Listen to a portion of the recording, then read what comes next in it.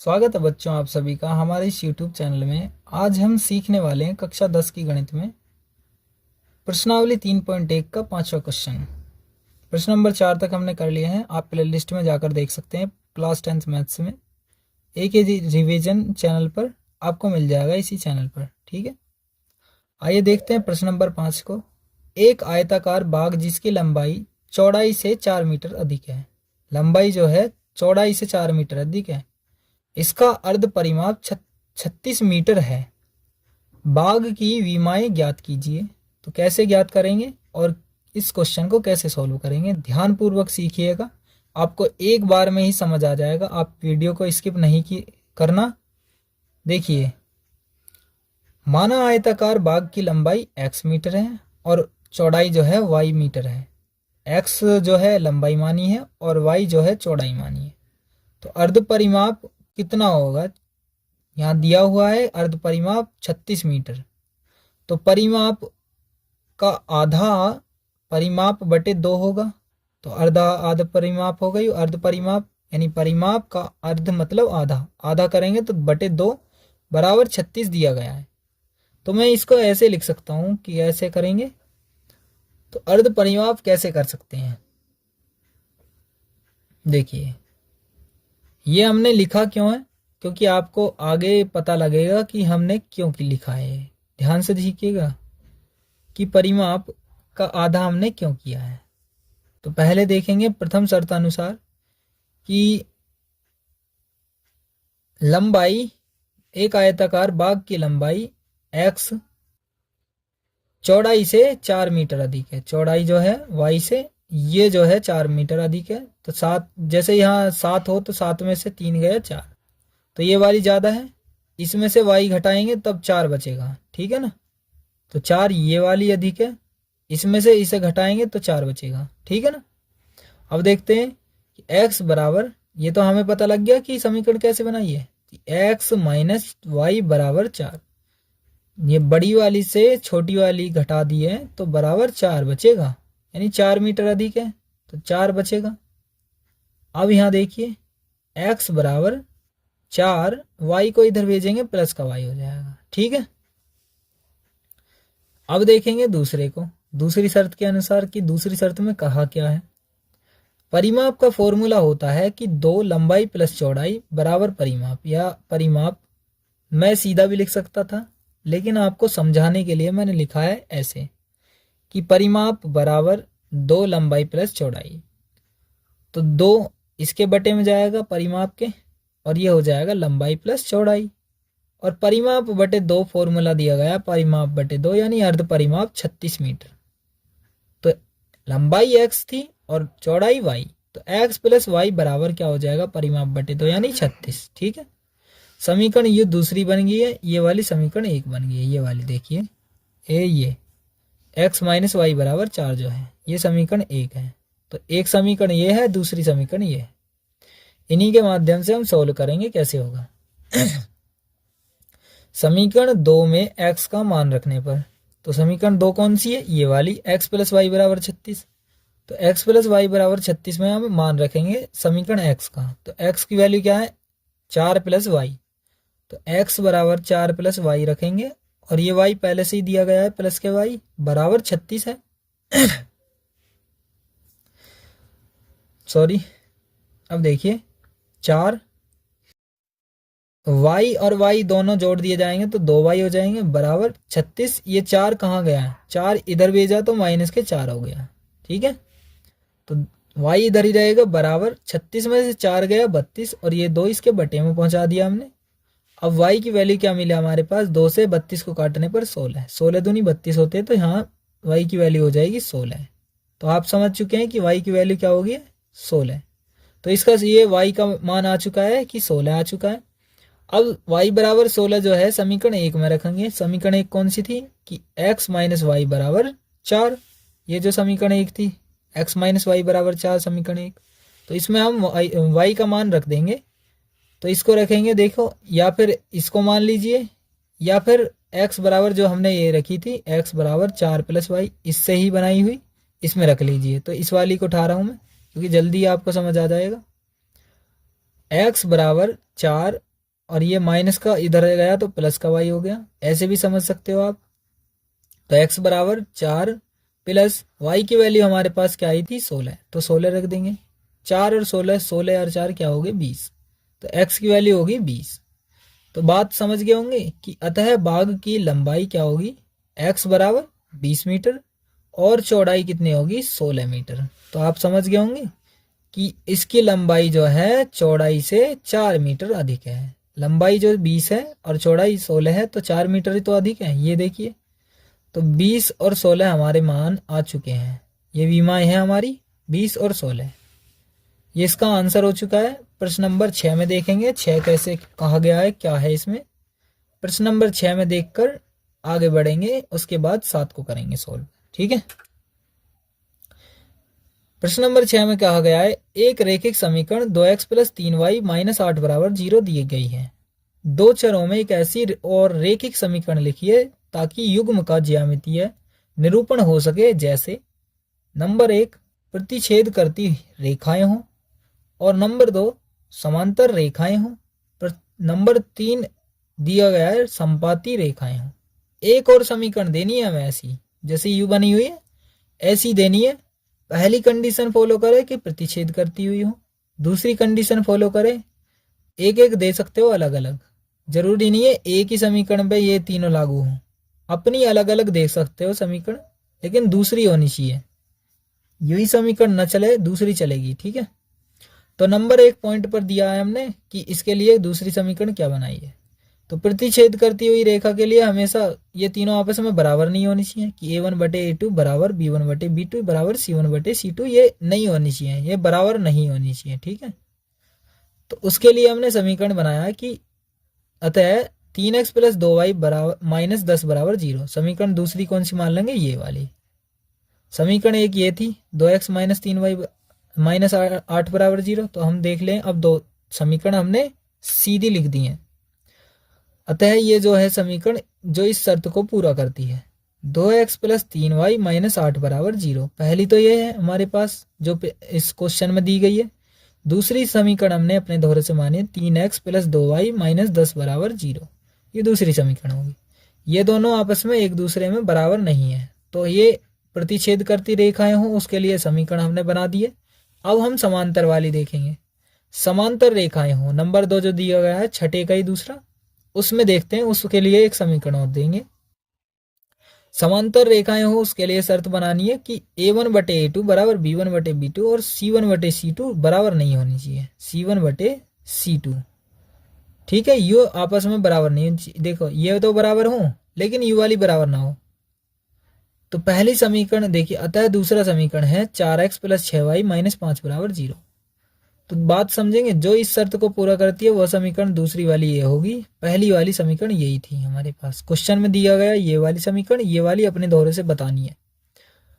तो 2x plus 3y, तो इनको कैसे लिखा है, ये बराबर कैसे हो सकती हैं। तो a1 की वैल्यू 2 है और a2 की वैल्यू 4 है, और बराबर रखेंगे तो a2 b1 की वैल्यू 3 और b2 की वैल्यू 6 और c1 की वैल्यू -8 और c2 की वैल्यू -5। तो a1/a2 बराबर b1/b2 बराबर c1/c2। तो ये वाली समीकरण को देखते हैं कि यह शर्त को पूरा कर रही है या नहीं। a1 की वैल्यू 2 ही, देखिए 2 एकम 2, 2 दूनी 4, ठीक है, बराबर 3 एकम 3, 3 दूनी 6, और बराबर माइनस से माइनस काट देंगे 8/5। ये दोनों तो आपस में बराबर हैं, ये वाली बराबर नहीं है, तो दोनों ये बराबर हैं और ये वाली बराबर नहीं है, तो ये शर्त भी हमारी पूरी हो चुकी है। तो ये समीकरण यहाँ तक इसका आंसर हो चुका है, ठीक है। ये तो बस मैंने आपको बता दिया है। अब देखिए इसको, तीसरी शर्त जो दी गई है, तो संपाती रेखाएं हों, इसके लिए शर्त कैसी है। तो इसके लिए शर्त होगी कि a1/a2 बराबर b1/b2 बराबर c1/c2। संपाती में हमेशा बराबर होती हैं तीनों समीकरण, यानी तीनों बिंदु आपस में बराबर होंगे, रेखिक समीकरण युग्म बराबर होगी। अतः दूसरा समीकरण माना जाएगा ये 4x प्लस 6y माइनस 16 बराबर 0।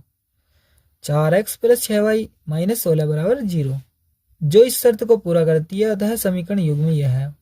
तो ये दोनों हमारे पास मिल जाएंगे। तो आप चेक भी कर सकते हैं कि a1 और a2 बराबर b1/b2 बराबर c1/c2, ये तीनों आपस में बराबर हैं या नहीं है।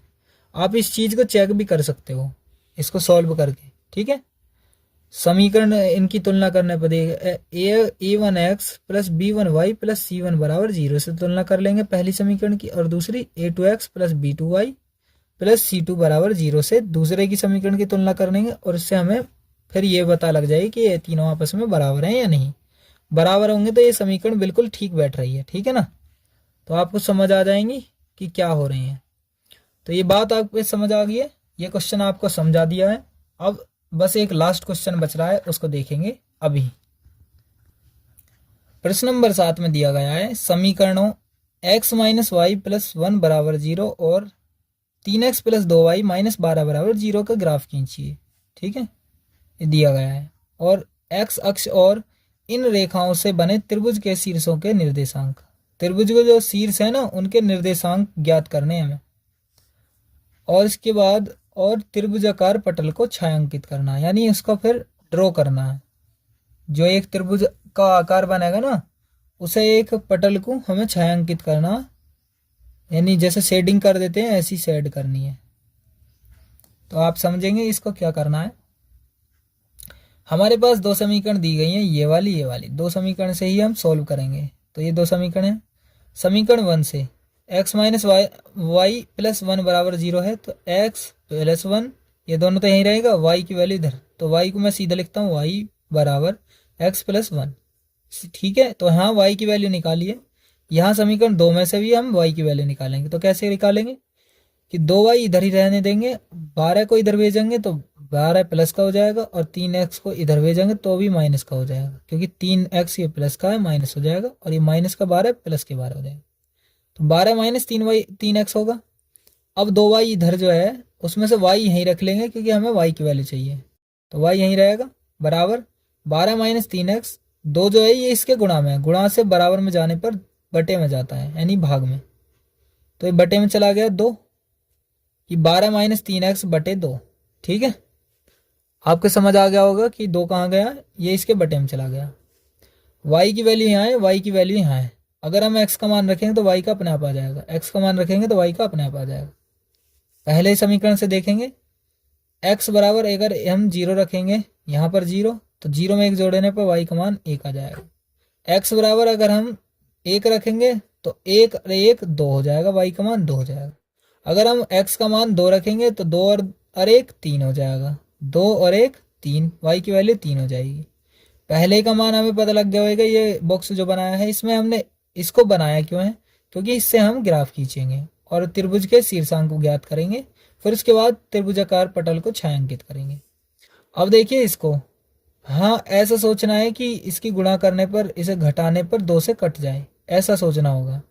तो x की वैल्यू हम 0 रखेंगे, 3 की 0 में गुणा करने पर 0 हो जाएगा, 12 में 0 घटाएंगे तो 0 यानी 12 ही रहेगा, और 12 से 2 को काटेंगे, 2 छिक्का 12 6 आ जाएगा। तो x बराबर 0 रखेंगे तो y बराबर 6 आएगा। x बराबर अगर हम 2 रखते हैं तो 3 दूनी 6, 3 की 2 से गुणा होगी क्योंकि x का मान 2 है, 3 दूनी 6, तो 12 में से 6 घटाएंगे तो 6 बचेगा, और 6 को जब 2 से डिवाइड करेंगे तो 3 आएगा।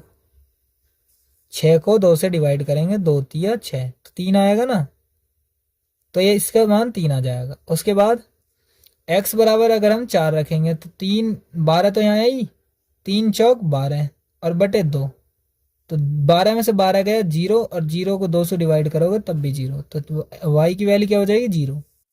ये दोनों मान हमारे निकल चुके हैं, उसके हिसाब से ही हम अब ग्राफ खींचेंगे। तो ग्राफ खींचेंगे कैसे करेंगे, ये लास्ट क्वेश्चन है इसका। प्रश्नावली 3.1 आपकी समाप्त हो जाएगी। इस वीडियो को लाइक ज़रूर करना जो भी बच्चे पढ़ रहे हैं, और इस चैनल पर जो भी नए हैं उस चैनल को इस चैनल को सब्सक्राइब करें, और अपने सभी दोस्तों को बताएं कि हम इस मैथ्स को यहाँ पर से पढ़ रहे हैं। और जो भी यहाँ अच्छी वीडियो लगे आपको तो अपने दोस्तों को शेयर ज़रूर करना, और इस चैनल पर अपना प्यार बनाए रखना, इस चैनल को और सपोर्ट करें ताकि मैं आपकी मदद कर सकूं पढ़ने में। कोशिश करूंगा कि आपको बहुत सारी जानकारियाँ दी जाएं इसी चैनल के माध्यम से। देखिए इस पर क्या कहा है, ये दोनों दिए गए हैं, ये हमने बना लिए हैं दो चीज़, और इसी से ही हम इसको ड्रॉ करेंगे, एक ग्राफीय विधि से सॉल्व करेंगे। ऐसे एक लाइन बना दीजिए, x और x माइनस वाई और y माइनस, ये एक लाइन खींच दी जाएगी प्लस टाइप में, ये प्लस टाइप है ना, ये एक्स अक्ष होता है, ये वाई अक्ष होता है, ठीक है, एक्स अक्ष और वाई अक्ष। आपको समझ आ गया होगा। आगे देखते हैं कि ये कैसे बनाया हुआ है। पॉइंट देख लीजिए, इसमें ज़्यादा से ज़्यादा क्या पॉइंट है, एक्स के 4 पॉइंट है और वाई के 6। तो एक्स बराबर 4 पॉइंट तक देख लीजिए, एक और एक्स, एक दो एक्स्ट्रा लेना चाहो तो ले सकते हो, और वाई की वैल्यू 6 पॉइंट ले सकते हो। तो 6 उसी में ही आपका ड्रॉ हो जाएगा, इसलिए मैं बोल रहा हूँ कि एक्स की और वाई की वैल्यू यहाँ 0 होएगी। तो यहाँ 1 2 3 4, यहाँ माइनस के आएंगे, -1 -2, और यहाँ आएंगे माइनस के एक्स वाले, इधर वाई के प्लस वाले आएंगे। ये प्लस का है, ये प्लस का, ये माइनस का है, ये माइनस का, ये वाई है, ये एक्स है, ये वाई माइनस है, ये वाई एक्स माइनस है, ठीक है, ये एक्स माइनस है, ये वाई माइनस। आप समझ गए होंगे। अब हम पहले मान को रखेंगे, एक्स बराबर 0 रखेंगे और वाई बराबर 1। एक्स बराबर 0 तो यही है और वाई बराबर 1 यहाँ है, तो 0 और 1 यही हो जाएगा। दूसरा पॉइंट, एक्स बराबर 1 और वाई बराबर 2। यहाँ से एक्स बराबर 1 हो जाएगा और वाई बराबर 2 हो जाएगा यहाँ, तो 2 यहाँ चलेंगे, तो 1 और 2 ये दोनों यहाँ मिलके ये वाला पॉइंट यहाँ मिलेगा। तो 1,2 कौन सा होगा, 1,2, ये हो चुका दूसरा पॉइंट। अब देखिए तीसरा पॉइंट कौन सा होगा। तो तीसरा पॉइंट होगा, एक्स की वैल्यू 2 चलनी है और वाई की वैल्यू 3 चलनी है। तो यहाँ से 2 चलनी है, एक्स की वैल्यू 2 और वाई की वैल्यू 3। यहाँ से 1 2 3, तो 3 यहाँ पर ले गई और 2 यहाँ पर रुकेगी, तो ये लाइन यहाँ पर मिलेगी, यानी ये एक पॉइंट यहाँ बनेगा, 2,3, एक्स की वैल्यू 2 और वाई की वैल्यू 3 चलिए। तो ये 3 पॉइंट मिले हैं, इन तीनों को एक ही लाइन पर देखेंगे और उसके बाद पैमाना लेकर इन तीनों को मिला देंगे, ठीक है।